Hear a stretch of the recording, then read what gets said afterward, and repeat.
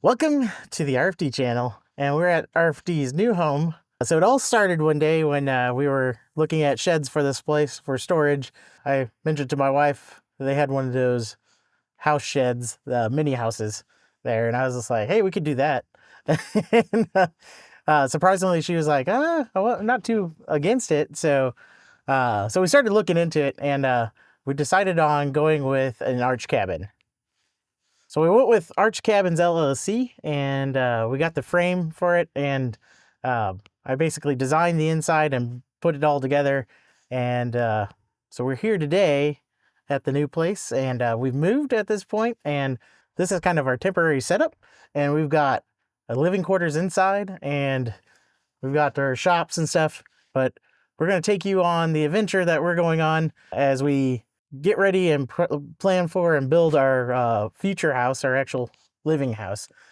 We have this shed set up so that we can convert it into a woodworking shop, lure making shop, shop. Once we get our house built and moved out of it. Welcome to the RFD's new home.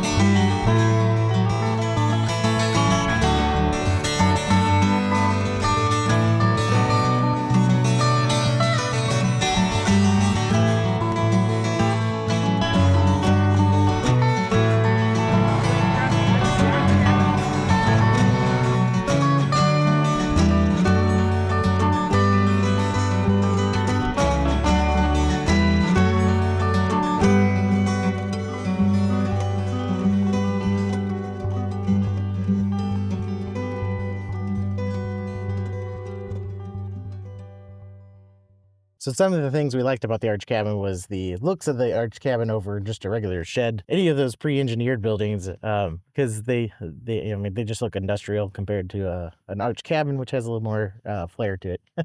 One of the big reasons that I wanted to go with the arch cabin was the shell went up very quickly. It actually didn't go up as quick as I thought it would. Some of that was some of the issues with heat. It was really hot, so we had to kind of wait for for the metal to cool down to touch it, and that delayed us some. But a lot of that was due to delays in the foundation and everything. We didn't hit our target dates like we had wanted to. One of the nice things about the arch cabin is because it's so tall, we were able to add a loft onto it, which added a lot more space to our arch cabin. The other thing that's really nice is because we elongated ours an extra 4 feet from the 24 by 24 that we were originally going to get. We ended up going with a 28 by 28. You can get these things in 2-foot increments, basically. If you wanted to go to like a 30 or they sell them on the side as like a 24 or a 32, or the lengths of those you can adjust by 2-foot increments. One thing that's great about the Arch Cabin LLC is the customer service was really good. I contacted them. They usually got back with me really quickly. When I had issues like the delivery, they forgot they didn't give me all the screws that I needed. And I think that was just like an actual shipped issue. They ended up sending me a bunch more, no problem, after I called them. Problem was I didn't realize it until I got into putting the screws on for the metal, and I kind of needed the screws the next day, so we went and bought some and painted them the same color as the metal, and now we got the screws. So I got some replacement screws that I can use later on. My wife said to be sure to mention we got a Christmas gift from them after we bought it, just kind of as a thank you. It was kind of fun. We had a little mini arch cabin model in it, and the kids played with that a lot. So we got some hats and shirts. what else we get? We got some other stuff with it too. A mug, a cup that I use all the time. Yeah, it's an Arctic cup, and so I have that one all the time. Yeah, and one of the other things that was nice is because it was an open shell, because you just literally put up the arches and the whole thing is self-supporting after that. Then you got to put up you build your own front wall and back wall. So we would frame those out.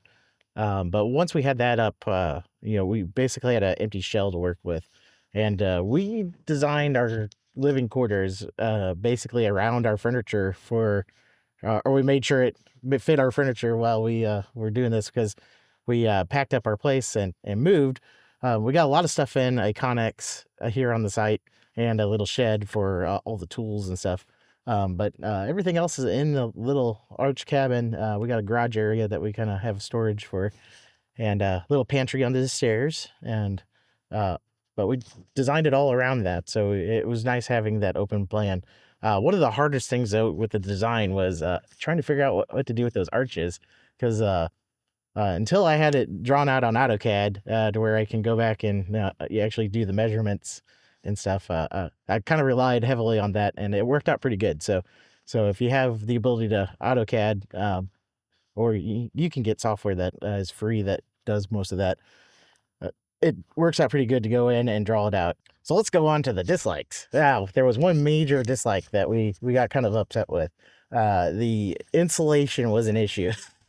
We had that first night where it dropped down to 24 degrees outside, and it pretty much got down to 24 degrees in the shed. I was just like, with a R31 insulation value, that shouldn't have happened that quickly. And we had that fireplace in, or the pellet stove in at that time, and it was struggling just to keep it, where it was comfortable inside.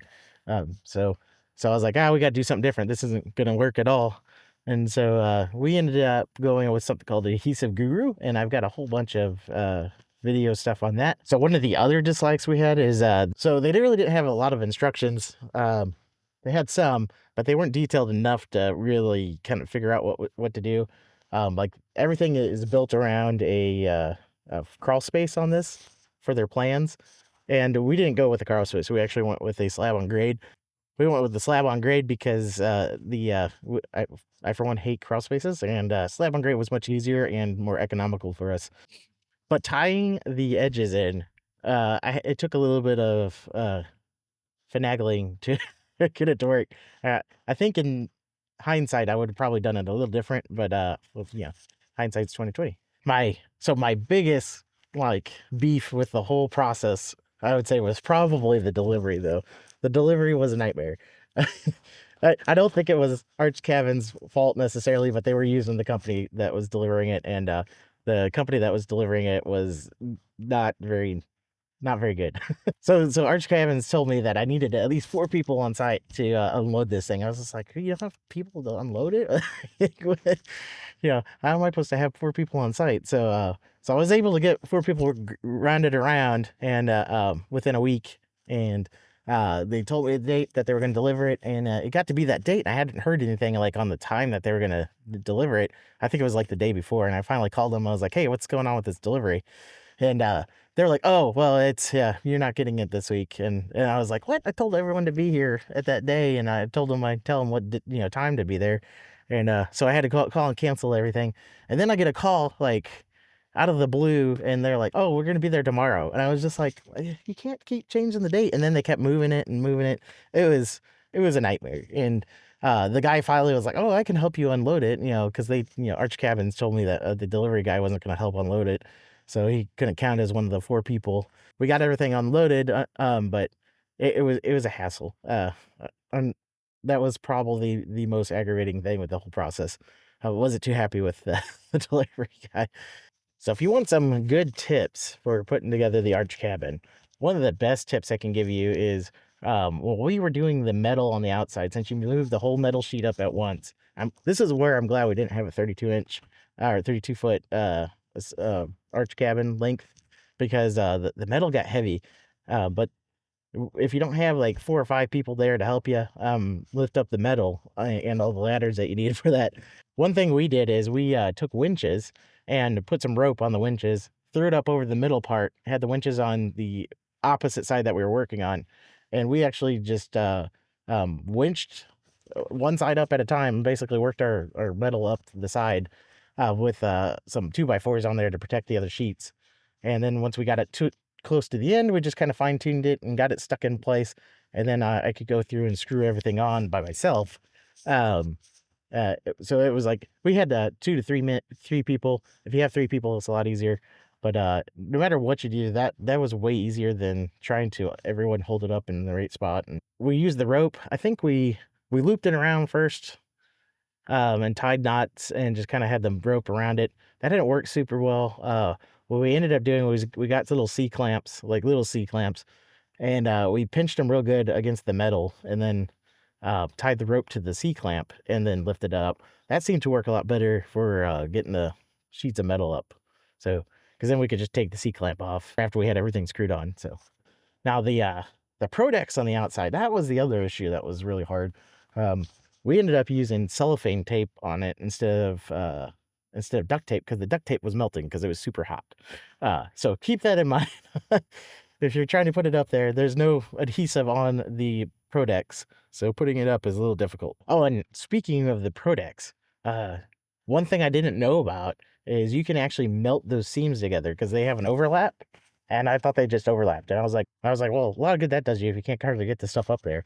But you can actually melt all that together beforehand and get your length that you need, and so you can put all the Prodex up, and then all as basically a one big sheet. That would have probably helped us quite a bit. So one other issue I had, the center cap on the arch cabin, the top piece has a cellophane plastic kind of on top of it, and we had left that out in the sun basically all summer because it took us a lot longer to get this thing put together than we thought. That cellophane plastic, you may want to take it off if you're going to leave it sitting out in the sun for a long time, because that cellophane plastic got so weathered bound to the metal that I could not get it off. What was the other tip? Oh yeah, so if you're going to use a tractor to lift up the sides, because I saw a lot of people, that's like the number one way that people lift the first side up, is you put the one side all together, all the ribs, the tubing ribs, and then you put it all to the end cap, and then you lift that up. If you're going to lift that up with anything bigger than a 24 or even bigger, you're going to probably need 2 locations that you're going to be pulling on. We tried to pull it up with just one strap around the middle, and we ended up having to go get more straps and spreading that out because it was bowing the middle so bad when we tried to pull it up. The other thing is you got to watch the corner pieces on the edges. They have little chains that you screw down, basically to help lock it in place while you lift that side up. Those were like pretty much broken by the time we got the side up, so I would not rely on those necessarily. They were like on the verge of just like completely losing it. So it could just be because the way we lifted them up, but yeah, that's basically a summary of our arch cabin. We like I said, I really like it. We got some future additions to it that we're gonna be working on. I got a front porch that I want to put on it. Just basically an overhang for the front porch so we don't get soaked while we're waiting, trying to unlock the door. Also add some more lights and stuff on the front. But yeah, I've been super happy with the arch cabin. If you have any questions, feel free to ask. The arch cabin definitely has a learning curve, so I'm definitely willing to help anyone that wants to ask some questions about it, especially beforehand, before you buy it. If you are looking into this and you have some questions about it, feel free to ask me. I am not sponsored by Arch Cabins LLC, and I will give you an unbiased opinion on it. So thanks for watching.